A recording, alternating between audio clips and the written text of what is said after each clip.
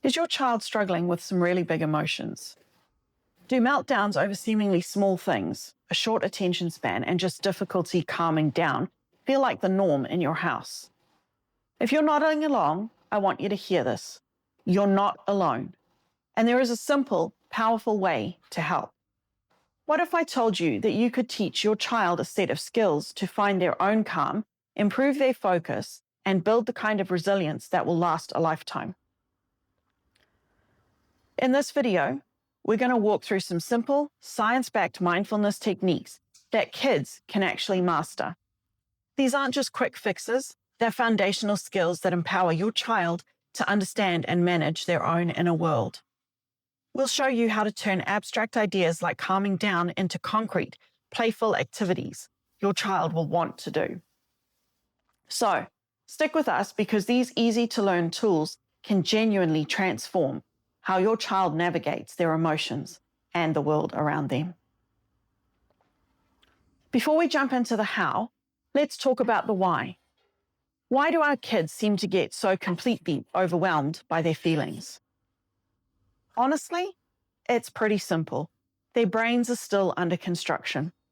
The part of the brain in charge of impulse control and emotional regulation is developing all the way through adolescence. So when your child has a meltdown because their favorite cup is dirty, it's not because they're trying to be difficult. It's because that emotion, the disappointment, the frustration, feels like a giant wave, and they haven't built the surfboard to ride it yet. This is where emotional regulation comes in. It's the ability to manage our emotional responses in a way that fits the situation. It's what lets us feel angry without screaming or sad without totally falling apart. It's a critical skill for learning, making friends, and just growing up. And maybe the most powerful tool we can give our kids is to build this skill is mindfulness. Mindfulness is just the simple practice of paying attention to right now, without any judgment. Research shows that mindfulness practices can physically change the brain, strengthen the parts responsible for focus, patience, and emotional control.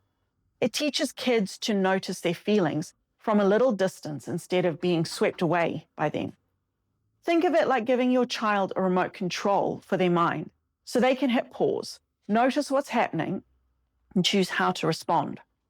So, let's get into our first and maybe most important technique.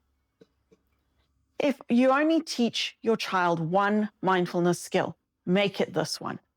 Our breath is like an anchor that can hold us steady in an emotional storm. When we're stressed or mad, our breathing gets fast and shallow. By deliberately slowing our breath down, we send a direct signal to our nervous system that it's time to calm down. It literally flips the body's natural relax switch. Let's make this playful with a technique called belly buddy breathing. Here's how to introduce it. Find a quiet, comfy spot where your child can lie down on their back. Ask them to pick a small stuffed animal or favorite toy.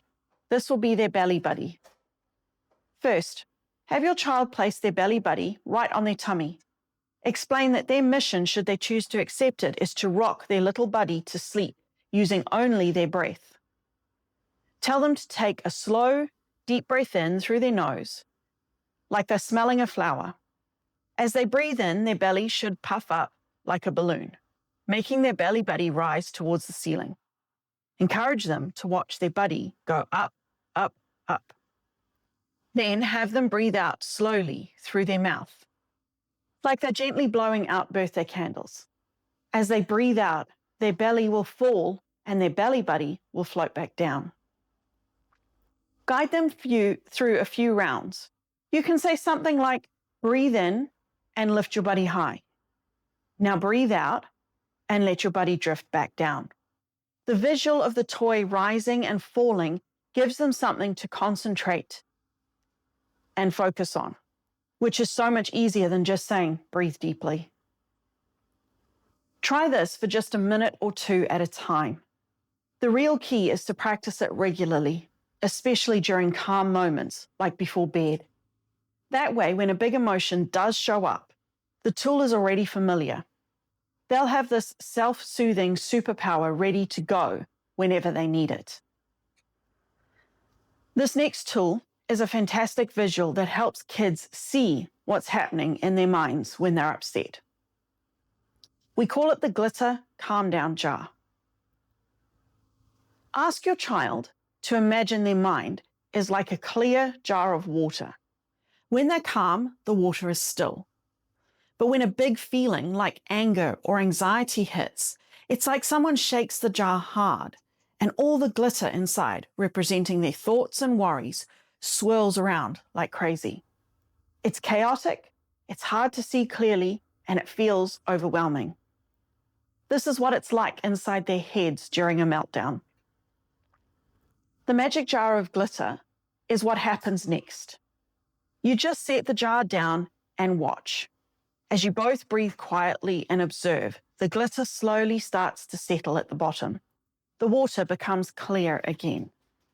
This provides a powerful, hands-on lesson. Our chaotic thoughts and feelings will eventually settle down if we just give them a little time and space. We don't have to fight them, we just have to be still and breathe. Making one is a fun project in itself. You just need a clear jar or plastic bottle with a tight lid, warm water, some clear glue or glycerin to make the glitter fall slower, and lots of glitter. Let your child pick the colors. Once it's made, show them how to use it. You can say when you feel really upset and your mind feels all jumbled like the shaken glitter, let's shake the jar together. Then we can just sit and watch it settle. As the glitter calms down, notice your mind and body start to calm down too. This tool does two amazing things. Shaking the jar is a safe way to get that first burst of frustrated energy out, and watching the glitter settle is mesmerizing, naturally slowing their breathing and heart rate. It takes the big, scary feeling out of their head and puts it into the jar, making it feel much more manageable. Our third technique helps kids build self-awareness, which is the foundation of emotional intelligence. Often, kids don't realize they're getting upset until they're already at level 10.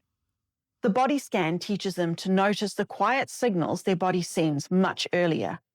You can frame it as a superpower, an internal scanner that can check in on every part of the body. Just like with belly breathing, find a comfortable position, either sitting or lying down.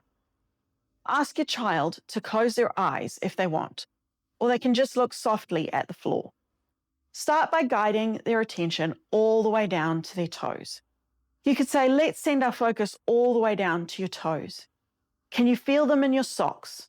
Are they warm or cold? Give them a little wiggle. Just notice what they feel like.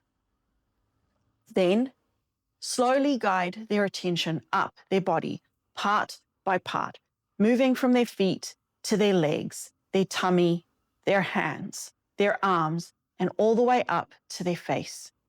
For each part, ask gentle, curious questions. What are your hands up to? Are they resting? Or are they in fists? Let's check in with your jaw. Is it feeling tight or soft? The goal here isn't to change anything, but simply to notice. There's no right or wrong way to feel. If they notice their shoulders are tense, they can just observe. My shoulders feel tight. This practice of non-judgmental awareness is the heart of mindfulness. When kids do this regularly, they get way better at picking up on their body's cues. They might start to realize, hey, every time I struggle with my homework, my jaw gets really tight. That's awareness is everything. It creates a tiny pause between the feeling and their reaction. And in that pause is the power to choose a different response, like taking a few deep breaths instead of yelling.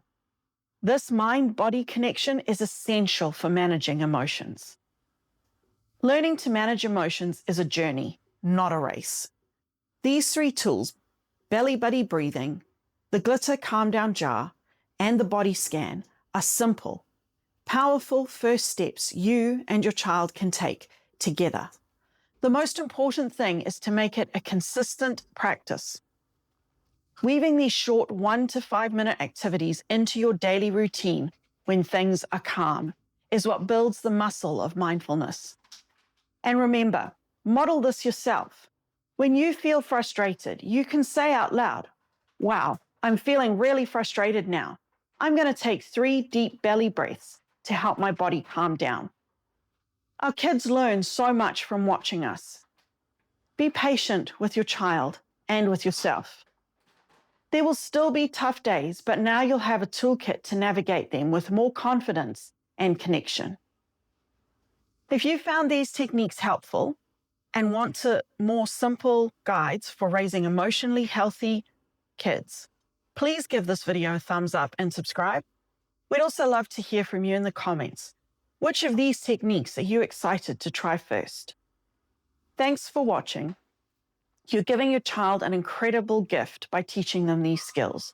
You're not just helping them handle today's tantrum, you're laying the foundation for a lifetime of resilience and well-being. Thanks for watching. Like and subscribe for more. Follow us on Patreon for more resources. And check out our DigiTees store for mindful apparel.